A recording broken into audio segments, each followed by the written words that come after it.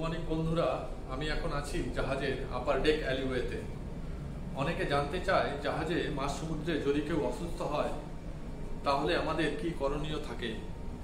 জাহাজে মাঝ সমুদ্রে যদি কেউ অসুস্থ হয় তাহলে প্রাথমিক চিকিৎসা দেওয়ার জন্য যা যা দরকার হয় সবই আমাদের হসপিটালে থাকে। চলুন আজ আমি আপনাদের দেখাই জাহাজের হসপিটাল কেমন হয়। বন্ধুরা, হসপিটালের দরজায় আপনারা ফার্স্ট এড, স্ট্রেচার এবং রিসাসিটেটরের সিম্বল দেখতে পাচ্ছেন। এই যে হসপিটালের বেড দেখতে পাচ্ছেন, এর পাশে রাখা আছে অক্সিজেন সিলিন্ডার এবং তার পাশে আপনারা দেখছেন মেডিসিন লকার। এখানে সমস্ত মেডিসিন রাখা আছে। এই মেডিসিন লকারের পাশে রাখা আছে স্ট্রেচার।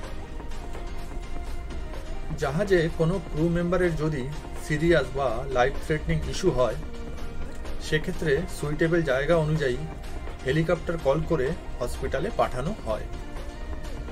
সমুদ্রে নাবিকরা বেশিরভাগ সময় সুস্থই থাকে। বন্ধুরা, এটা হচ্ছে হসপিটালের বাথরুম।